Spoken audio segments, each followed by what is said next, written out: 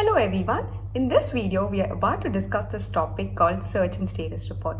This is that one topic which is mentioned in compliance management part in the paper Secretarial Audit, Due Diligence and Compliance Management. Before we dive in and understand what does this report mean, please subscribe to our channel and hit the like button if you have liked the video, and put in any questions in the comment section. We are more happy to answer. Now, let's go ahead and understand the meaning of this report.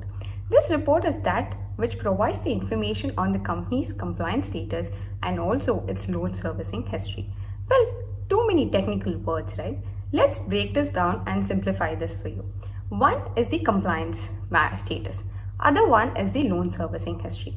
The first compliance status is the one which gives us the information on company's standpoint regarding the compliance.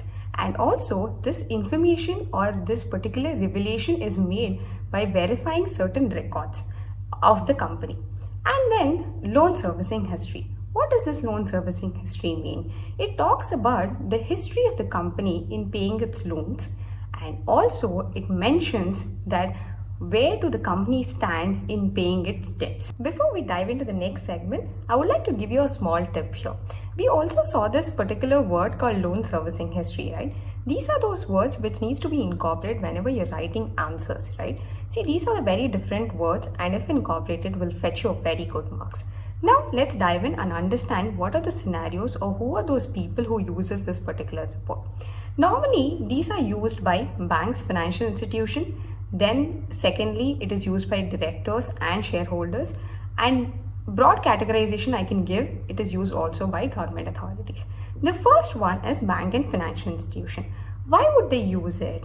Whenever a bank is lending any money to a company, it also wants to know how much that company has already taken money and how much risk as a bank it can take by giving the money to the company. Well, the same applies to the financial institution as well. Now, we will go and understand why directors and shareholders want this report.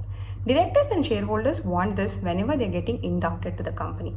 Let me give you an example. If I am a director and if I'm going to be appointed in any company, I'll have to make sure where the company stands in its compliance status, right? And this report gives me the information about it.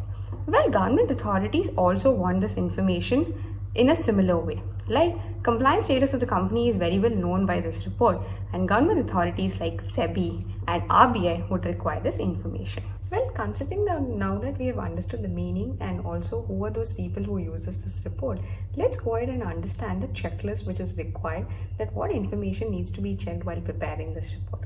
The very first information that needs to be checked is the registration and incorporation information. This is that information which talks about how the company is incorporated and is normally verified by the way of certificate of incorporation and registration certificate. Like example, in terms of NBFCs, RBI issues the registration certificate. Then we will go ahead and understand the power and objects.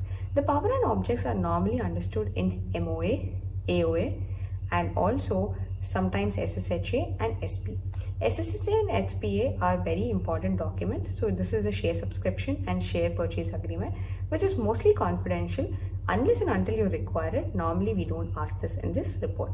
Well, this third point is about charges and debt status. What is this charges and debt status? This is about the loan status of the company, right? If I have to know about any company's loan status, I'll have to go verify the charge creation form, modification and satisfaction form.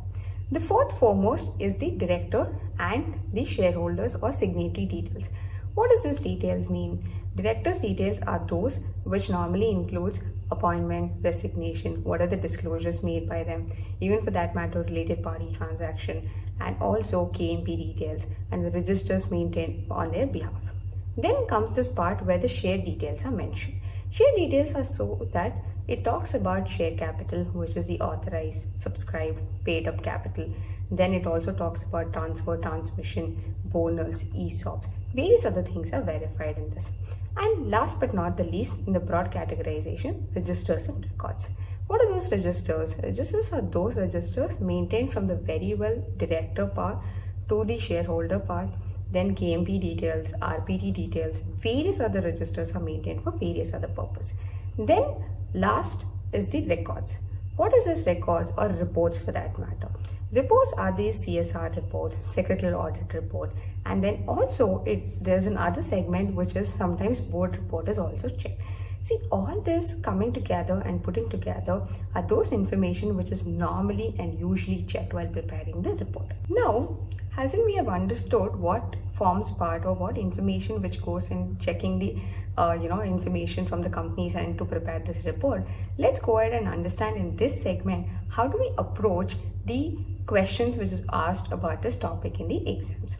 Right? Very well, I will tell that few questions which was normally asked were, as an appointed CS, how do you approach and prepare the checklist in preparation of search and status report? Then the second question being that, what are those points that you will include while compiling and preparing this report?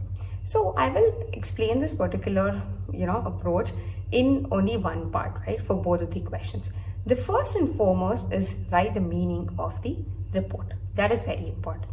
Then take that based on the checklist, if checklist is asked, you can put forward this particular table that we talked about and also mention a little brief wise if it is a more descriptive question and give examples, right? This will, make the examiner believe that you have more information and a practical exposure to that report. Then you can end it with, once you're given the example, you can end it with certain significance. So this is exactly the way you will approach the questions in the exams. So if you feel this particular entire video has been helpful and if you think that you can go ahead and approach the exam more confidently, please subscribe and fill in the Google form and tell that you're interested to participate in this class. More happy to answer any more questions on this entire subject and let us know what you think of this video.